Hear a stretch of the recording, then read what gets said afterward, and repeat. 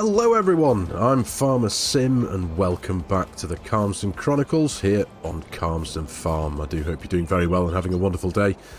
So, today's episode is going to primarily focus on the start of our arable harvest here. We've got a field of barley here to our left, field number 3. We're going to be making a start in this one. And I think, contrary to what I did say in the first episode, I am actually going to get... We're not going to fire this off to a sell point and get it sold straight away. The yield is pretty bad, to be honest. It's just it's a field that's not had any prep ran in it. So we're just going to get it pulled out the ground and put into our silo over there. And maybe wait for a slightly better time to sell, just to get as much money for it as we can. Now, for those of you who did miss the first episode of this series last week, the premise of this series is just to enjoy a bit of Calmsden Farm before 25 comes out, just to relive a few memories of running some field work and some farm work on here on Calmsden, because it is a beauty, isn't it? Let's be honest. And I just wanted to, like I say, relive a few memories and yeah, just have a bit of fun on here. So, like I say, we're going to start with a bit of a harvest here, and to do that we need to get the harvester attached to the header, but it's the wrong way around here, so we're just going to utilise our lovely little Leyland synchro here. We're going to spin it round, take the header round to the other side of the shed there, just to give ourselves a bit of room. Spin it round nicely there and get it hooked up. So, like I said, the yield ain't going to be too good from this one, but either way, it's still going to be a nice job getting it done, because it's been a long time since I've harvested this field. So I think here's as good a place as any. The header's in the right orientation. There we go. I do love this little Leyland. It's an absolute beauty. It really is. So let's get the harvester picked up now. Onwards from the last episode. I know we did the potato harvest over in field 6 over there. I think it's field 6. And got a little bit of money back into the bank account. Now, the reason why I wanted to do that initially, one of the reasons, is there are still a couple of bits of equipment that we don't have on the farm. We have a field of grass, field 16, over towards the south of the map over there, and so we need a bit of money in the bank, because we don't actually have a mower and we don't have a bale wrapper. We've got a baler, but yeah, we don't have a mower yet. So I'm probably going to be leasing that for a few hours just to get that job done. There we go. Line ourselves up nicely there. There we go, nice one. So, let's get that PTO connected up. There we go, and the cables, nice one. What kind of room have I got behind me to swing around? Let's pull it back a bit. There we go. Right. Let's get the harvester unfolded. Nice one. Right, so first of our harvest jobs coming up. Now, we've got this field. This is a field of barley. We're going to get this one harvested, and we also have 2 fields of oats. We have the field just to the on the other side of the field over there, and we have that field over there in the distance as well. So they will probably be coming up in another episode. In this episode, like I said, I'm going to focus on getting this harvested and potentially getting it baled up as well, ready for getting picked up. And we're going to stash the straw bales in the shed over there by the cow barn. That's the idea anyway. Put them to the side to keep the cows' bedding stocked up. So yeah, there we go. Let's get right into it, shall we? First of our arable harvests.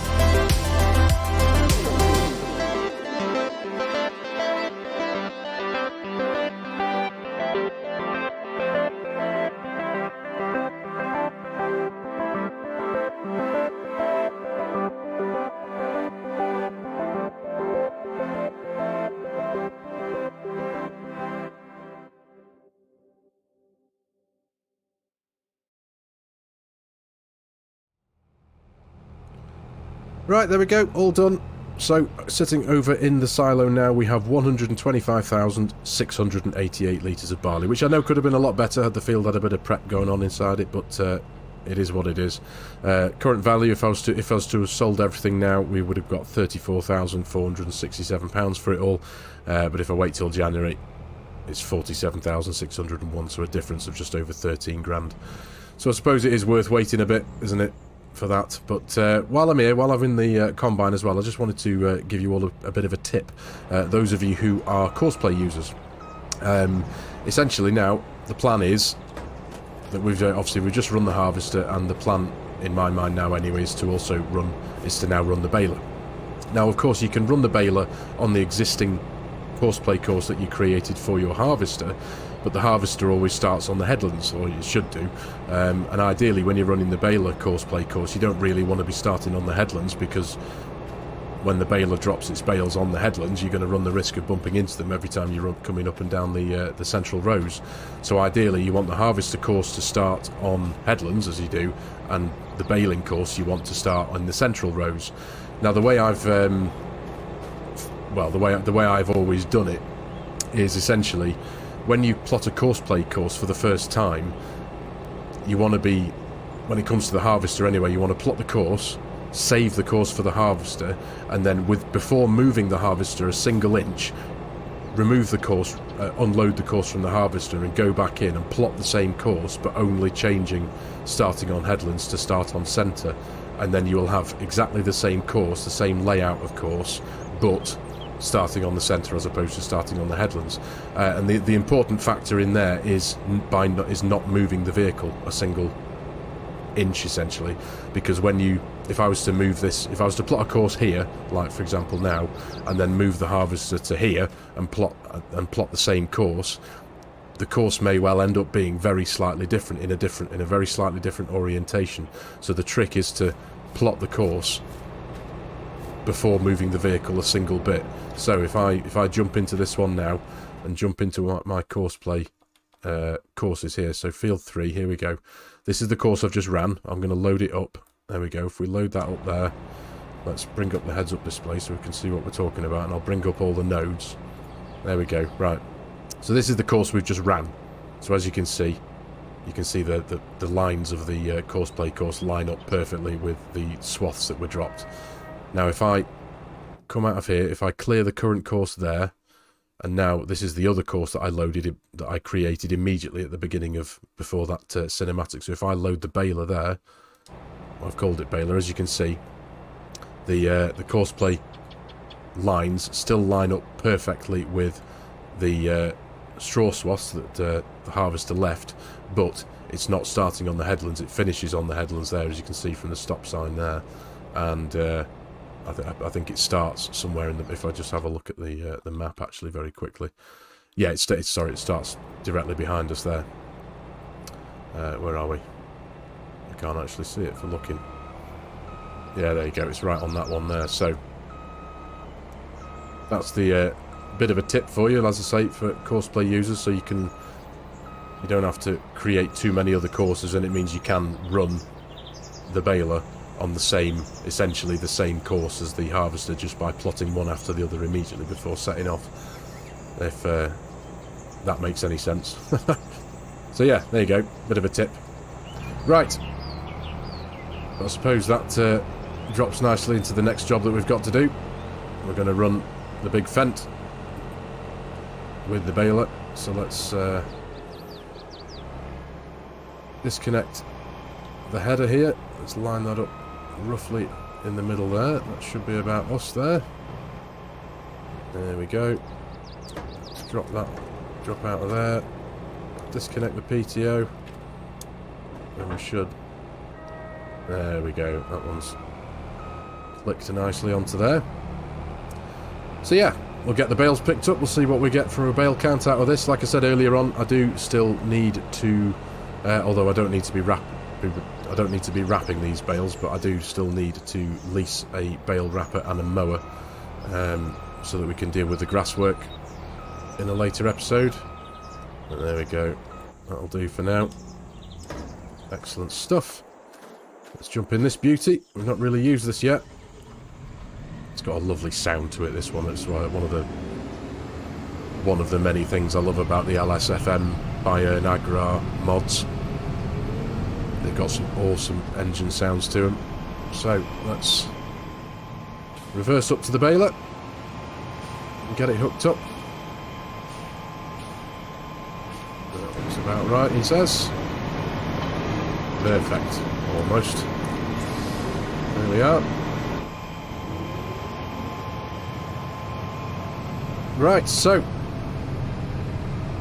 now that we've got both courses in the memory of the computer here, so let's I think I've already got it hooked up, haven't I? There we go. So if I highlight the start point, there we are. And now this will essentially run the same orientation as the harvester. There we go. Let's click on start point, first waypoint, click on go. There we go. So let's get all these bales picked up, and I'll join you back again in a wee while when it's all done.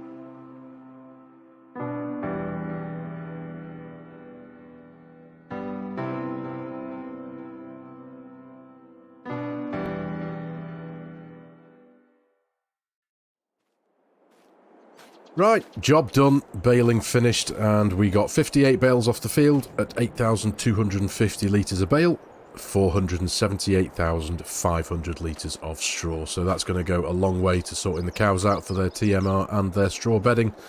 So, very chuffed with that indeed. It's a good job, well done there. So obviously, come next episode, possibly in between episodes, I'm not too sure yet, but I'll get these picked up and we'll stick them into the shed over there in the distance by the cow barn. So yeah, really happy with that, and that's brought us quite nicely to the end of the in-game day. It's 25 to 4 in the afternoon, so that's a good day's work, if I don't say so myself. Now, going on to the previous point I made just before that time-lapse that I've just made, I do hope... I'm not very good at explaining myself sometimes. I kind of get lost in my own mind sometimes. I just end up babbling nonsense. But essentially, that the point regarding the Courseplay thing, to try and whittle it down and make it as quickly as possible. If you want to run the baler, using your combine harvester course, essentially plot both courses at exactly the same time from the harvester without moving it at all, because as I said, if you move the harvester, it can completely change the orientation and the placement of the Courseplay course. So yeah, essentially, to cut a long story short, that was the point I was trying to make. I hope it came across.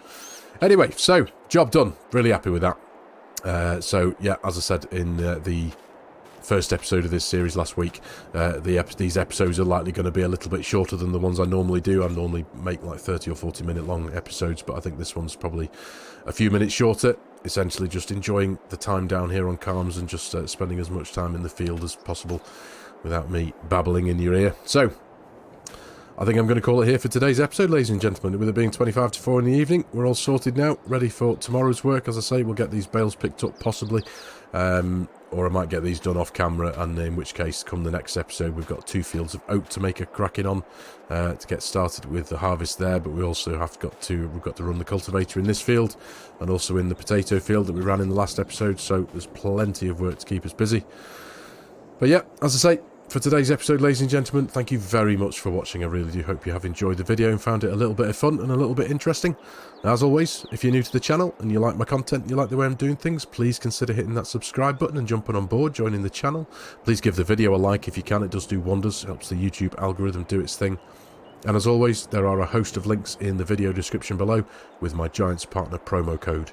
If any of you are in the market for purchasing a DLC, an add-on, a season pass, or even the full game itself, or even pre-ordering Farming Simulator 25, and you like the idea of helping a content creator out and supporting their channel, as always, I would be massively appreciative.